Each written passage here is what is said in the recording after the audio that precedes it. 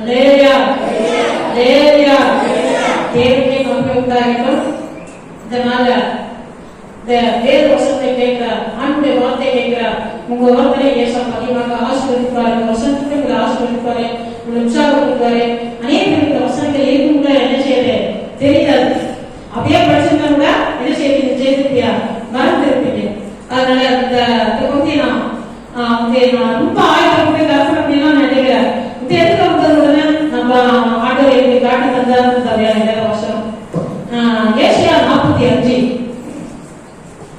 15 14 17 வாசிக்கிறேன். இஸ்ரவேலின் தேவன் இரட்சகருமாகிய நீர் மெய்யாகவே உன்னை மறைத்துக் கொண்டிருக்கிறார் தேவனாய் இருக்கிறேன். விக்கிரங்களை உண்டு பண்ணுகிற அனைவரும் வெட்கப்பட்டு லட்சடைந்து ஏகமாய் கலங்கி போவார்கள் அப்படின்னு சொல்லப்பட்டிருக்கு. இஸ்ரவேலின் தேவன் இரட்சகருமாகிய தேவன் என்ன செய்யறாரா தன் மறைத்துக் கொண்டிருக்கார். இப்ப மருத்துவ நம்ம எழுத்துக்கிறாரோ நம்ம பார்க்கலாம், நம்ம பாவியை நம்ம பார்க்கலாம். இன்னைக்கு ஏசப்பா என்ன செய்யறாரு மறைந்திருக்கிறவரா இருக்கிறார். நினைக்கலாம் ஏசப்பா ஒரு சிலை வைக்கல, கோயில் வைக்கல, அவருக்கு முன்னால போய் விழுந்து கொடுக்குற போல எதுவும் கிடையாது அப்படின்னு நீங்க நினைக்கலாம். ஆனா அவர் என்ன செய்யறாரு மறைந்திருக்கிறவராக இருந்து கொண்டு நமக்கு என்ன செய்யறாரு அற்புதம் செய்யறவராக இருக்கிறார். அவர் நீங்க பார்க்க முயற்சி எடுத்து எழுதுனாக்கா உங்க உள்ள சுத்தமாக இருந்து இதெல்லாம் என்னுடைய ஒரு ஆலோசனையாக ஒரு அனுபவத்தை நான் சொல்றது. நீங்க ஆண்டவர் பார்க்க முயற்சி எடுத்து இந்த உள்ள சுத்தமாக இருந்துட்டா இந்த மனத்தில் இருக்கிற தெய்வம் நான் இருக்கிறவராக இருக்கிறேன் என்று சொன்ன தெய்வம் உங்களுக்கு என்ன செய்வாரு வெளிப்படுவார். உருவமாகவும் நீங்க பார்க்கலாம். அவர் எடுத்துக்கொண்டு அற்புதத்தை செய்வதை நீங்க பார்க்க முடியும். பாருங்க அதுக்கு அடுத்த ஒரு வசனத்தை நம்ம வைக்கலாம்.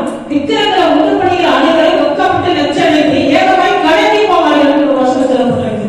அருமையானவர்களே, நான் ஒரு இந்து குடும்பத்திலிருந்து வந்தவர். நான் சரியான ஒரு ஆண்டவர் அறியாமத்தை வைராக்கியம் பிடிச்ச கோயில்களை கட்டி அதை பராமரித்து பூசை நடத்தி ரொம்ப ஒரு எப்போது அந்த கோயிலுக்கு முன்னாலே இருக்கிற பூஜாரி குடும்பங்கள் அந்த குடும்பத்திலிருந்து வந்த ஒரு சகோதரி நான் பேசுறேன். விக்கிரங்களை உண்டு பண்ணிக்கிறோம்னா நான் இருக்கிறது நிறைய நேரங்களை கடைபிடித்தது உண்டு, வேதனைப்பட்டது உண்டு. இன்னைக்கு எங்க குடும்பத்துல அதே செய்து அந்த விக்கிரங்களை ரொம்ப வழிபட முடியாது அந்த குடும்பம் ஒரு அப்படிங்கிறது ஒரு கூட்டம் இருக்கு. அந்த கூட அவங்க பார்த்தாங்க எதையும் நம்ம பார்த்தாக்கா நல்லா இருக்கு, நல்லா வசதி வாய்ப்பு இருக்கும். இருந்தாலும் பார்த்தா அவங்க ஒரு செழிப்பாக சந்தோஷமா சமமா இருக்கிறான்னு சொல்ல முடியாது. கிட்ட நெருங்கி போய் பாப்பி இருந்தாங்க அவங்க ஏதாவது ஒரு கோளாறும் ஒரு வேதனையும் ஏதாவது ஒரு பிரச்சனை சொல்லிக்கிட்டே இருப்பாங்க. ஏதாவது நடத்திக்கிட்டே இருக்கும். அவங்க மத்தியெல்லாம் பாத்தி இருக்கிறாங்க. இதுல அந்த வசனம் நிறைவேறுது. இப்ப கடந்த நாட்கள் ஒரு நாள் தலைவனே என்னோட சொந்தத்துல ஒரு பொண்ணு வந்துருந்துச்சு. எங்க சொந்தத்துல அவரும் இதுதான் நாங்க அந்த கிறிஸ்தவர்கள் நான் தான். அவர் சொல்றாரு நீ அந்த குடும்பத்துல ஏற்கனவே சொல்லியிருக்கேன். அவங்க அது யாரு எந்த இடம்லாம் யூடியூப்ல எல்லாம் வந்துருக்குது, இங்க பாத்தியெல்லாம் தெரியும். அவர் சொல்றா ஏன் அவங்க தெரியாம இருக்கிறாங்க, அவங்க ஒரு செழிப்பாவே இருக்க மாட்டேங்கிறாங்க, நல்ல அவசியம் அவங்க கிட்ட இருக்கு. எல்லாம் நல்லா சொந்த வீட்டுலாம் இருக்கிறாங்க, சொந்த இடத்துலாம் இருக்கிறாங்க, எல்லாம் நல்லா தான் இருக்குது. ஆனா எப்ப பார்த்தாலும் பிரச்சனை, எப்ப பார்த்தாலும் குடிகாரங்க எல்லாம் எல்லா பையனும் அங்கேதான் இருக்கிறாங்க. அவரே வந்து அவருக்கு பேசுறாங்க. அவருடைய தங்கச்சி அங்க என்ன நடைபெற்று எப்படி இருக்க பாருங்க. அப்ப இந்த வசனம் என்ன சொல்லுது விக்கிரங்களை உண்டு பண்ணுகிற அனைவரும் வெட்கப்பட்டு லட்சடைந்து ஏகமாய் கலங்கி போவார்கள் சொல்லப்பட்டிருக்குது. சங்கீத உணர்வத்தில் சொல்லப்பட்டிருக்குது. விக்கிரங்களை வணக்கிற அனைவரும் என்ன செய்வாங்க வேதனை அவர்களுக்கு பேரும் சொல்லப்பட்டிருக்கு. அப்ப பாருங்க இங்க ஏசப்பா மறைந்திருக்கிறவராக இருக்காரு. அவர் இங்க பார்க்காம இந்த இடத்துல அசைவாடி கொண்டிருக்காரு. நீங்க பார்க்காம இருந்தாங்கன்னா ஏசப்பா கேட்கிறார். அதான் மறைந்து கொண்டிருக்கிறது. நீங்க எல்லாருமே பார்க்க முடியாது. ஆனா பார்க்காம நீங்க முயற்சி எடுத்தா அவரை பார்க்க முடியும். கொஞ்ச நாள் முன்னால திருவிழந்த வாசம் நடத்தி இருந்தார்.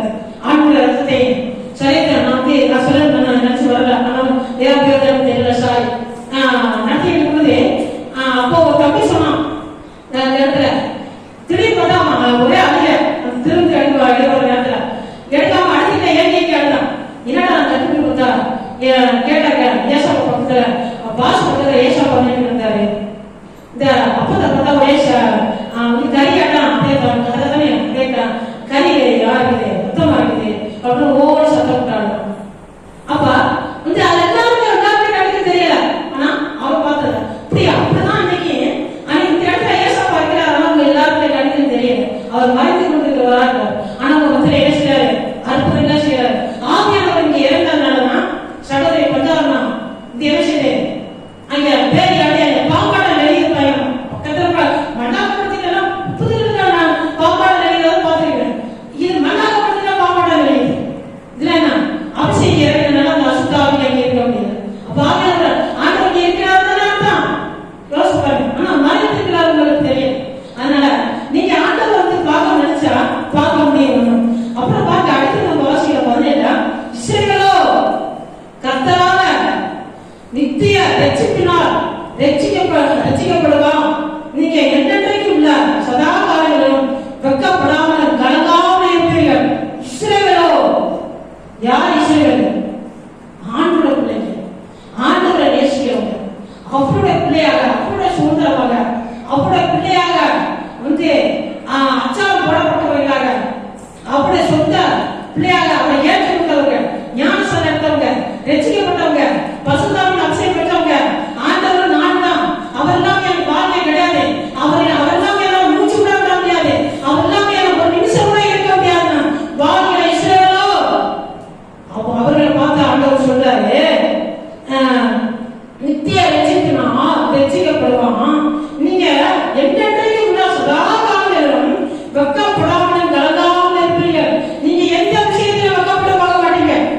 நீங்க கலங்கி நிக்க போறது கிடையாது. நீங்க கண்ணீர் வடிக்க போறது கிடையாது. நீங்க துக்கப்பட போறது கிடையாது. அவரோட வெட்கப்பட்டு போக விடாது ஆண்டவர் பாதுகாப்பு. நீங்க அவருடைய பிள்ளைகளா இருப்பீங்க. நீங்க இஸ்ரவேலாக இருப்பீர்கள். நீங்க அவருடைய சொந்த ஜனமாக இருப்பீர்கள். உங்களை ஆண்டவர் வெட்கப்பட்டு போக கூடாது. எந்த சூழ்நிலையிலும் அவர் இல்லாம நான் வாழ முடியாது. நான் அவரோட பாதத்துல இருப்பேன். அவரும் நானும் தான். உலகம் என்கிட்ட இல்ல, வேற யாரும் என்கிட்ட இல்ல. விக்ரம்னு சொல்ல போனா இன்னும் வந்து அநேகங்க விக்ரத்தை மட்டும் சொல்ல முடியாது. இன்னைக்கு அநேகருக்கு அந்த சொத்தை வந்து விக்ரமாக வைக்கலாம், படத்தை விக்ரமாக வச்சிருக்கலாம், நகை விக்ரமாக நினைச்சிருக்கலாம். எது தான் நேசிக்கிறது எல்லாமே விக்ரம். சாப்பாடு கூட விக்ரமாக வச்சிருக்கலாம். சாப்பாடு நேசித்து சாப்பாடு நான் வேலை பார்த்தா தான் சாப்பிடணும். அது கூட விக்ரம். அப்பா விக்ரம், அம்மா விக்ரம், வீடு விக்ரம். எதுனா